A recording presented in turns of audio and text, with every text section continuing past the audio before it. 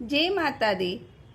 शारदीय नवरात्रि की आप सभी को बहुत बहुत शुभकामनाएं। फ्रेंड्स, आज इस वीडियो में हम शारदीय नवरात्रि की संपूर्ण विधि जानेंगे। कलश की स्थापना कैसे की जाती है, कलश पर नारियल कैसे रखना है, जवारे कैसे बोए जाते हैं, यानी संपूर्ण जानकारी आपको इस वीडियो में मिलने वाली है। अगर आपको ये वीडियो थोड़ा बहुत भी यूजफुल लगे तो वीडियो को लाइक करें और चैनल को प्लीज सब्सक्राइब जरूर करें।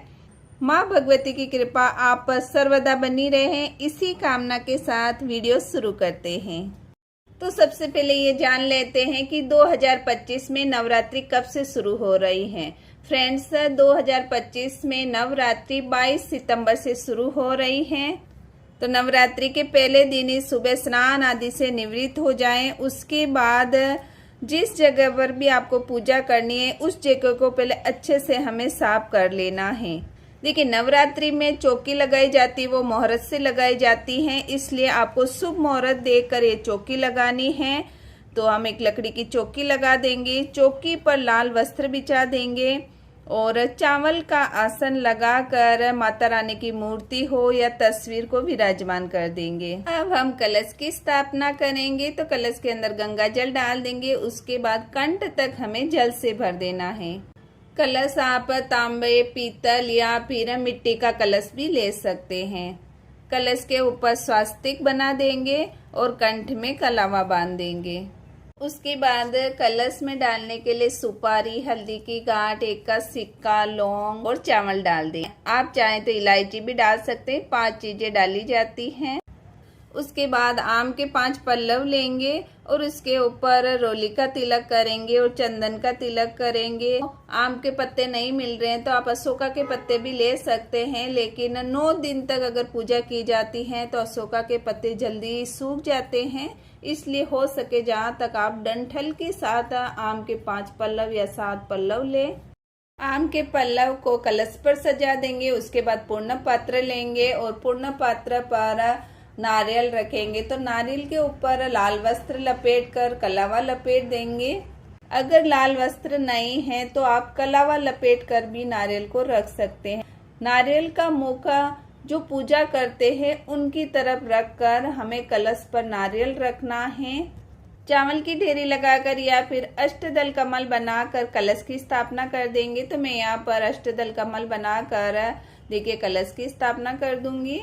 उसके बाद जवारे बोने हैं। तो जवारे बोने के लिए एक मिट्टी का कुंडा लेंगे, उसमें मिट्टी भर देंगे और रोली का और चंदन का टीका कर देंगे। उसके बाद इसमें जौ डाल देंगे। तो आप चाहें तो जौ और गेहूं मिक्स करके भी उगा सकते हैं। वापस हमें थोड़ी थोड़ी सी हमें मिट्टी का ऊपर छिड़काव कर देना है। आप चाहें तो जवारे पर कलश रखकर कलश की स्थापना कर सकते हैं, नहीं तो कलश को आप माता जी के राइट हैंड की तरफ रख लें और यहाँ पर हम जवारे रख देंगे।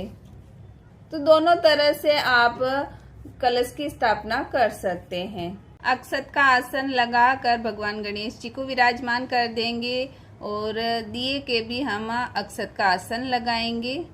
आप चाहें तो यहाँ पर षोडश माता की स्थापना भी कर सकते हैं, नवग्रह की स्थापना भी कर सकते हैं। अगर नवग्रह यंत्र हैं तो वो भी आप चौकी पर रखें, नहीं तो माता रानी में सभी माँ विराजमान हैं, इसलिए आप माता रानी की पूजा करेंगे तो भी उसका फल इतना ही मिलेगा। जल का छींटा लगाकर सभी को भावपूर्ण स्नान करा देंगे। उसके बाद घी का दिया प्रज्वलित कर देंगे। दिया प्रज्वलित करने के बाद हाथ जोड़कर माता रानी से प्रार्थना करेंगे कि हे माता रानी, मैं आपकी 9 दिन तक पूजा कर रही हूँ। अगर इस पूजा में कोई कमी रह जाए तो मुझे क्षमा करना। और कलश में भी सभी देवी देवताओं का आवाहन करेंगे। ऐसा संकल्प करने के बाद भगवान गणेश को जनेऊ समर्पित करेंगे और माता रानी को चुनरी समर्पित करना है। कलश के कंठ में हमने पहले ही कलावा बांध दिया है। जवारे के यहाँ वस्त्र स्वरूप कलावा समर्पित करेंगे। दिए के यहाँ पर हमें वस्त्र स्वरूप कलावा समर्पित करना है। उसके बाद रोली का टीका करेंगे। तो भगवान गणेश को रोली का टीका करना है। उसके बाद हम माता रानी को रोली का टीका करेंगे। कलश पर हमने पहले ही स्वस्तिक बना दिया है। नारियल के यहाँ टीका करना है, जवारे के कुंडे के यहाँ पर हमें टीका करना है और साथ में ही हमें दिए की पूजा करनी है। उसके बाद सभी को अक्षत समर्पित करेंगे और फूल समर्पित करेंगे। तो भगवान गणेश को अगर लाल फूल है तो लाल फूल समर्पित करें, माता रानी को फूल समर्पित करना है, नहीं तो जो भी फूल मिल जाए आप समर्पित कर सकते हैं। अगर फूल नहीं है तो बिना फूल के भी आप ये पूजा कर सकते हैं। उसके बाद माता रानी को श्रृंगार की सामग्री समर्पित करेंगे। देखिए, श्रृंगार की सामग्री 9 दिन में आप कभी भी समर्पित कर सकते हैं।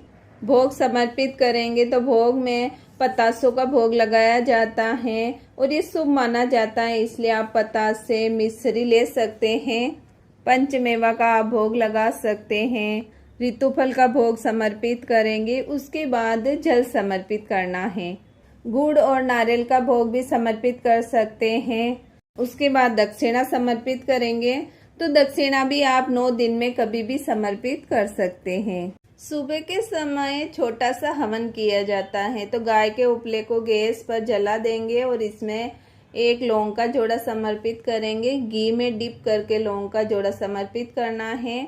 उसके बाद जो भी आपने भोग प्रसाद चढ़ाया है उसका भोग समर्पित करेंगे। जो भी भोग हमने लगाया है उसका अगर हम अग्नि में भोग लगाते हैं तो सीधा माता रानी तक पहुंचता है।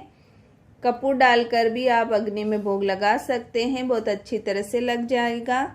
अगर आप हवन सामग्री लेकर आए हैं तो 5, 7, 11, 21 आहुतियाँ देकर यहाँ पर छोटा सा हवन कर सकते हैं। हवन करने के बाद धूप दीप दिखाएंगे और इसी दिए को लेकर आरती करेंगे। बहुत ही प्रेम पूर्वक हमें माता रानी की, भगवान गणेश जी की आरती करेंगे।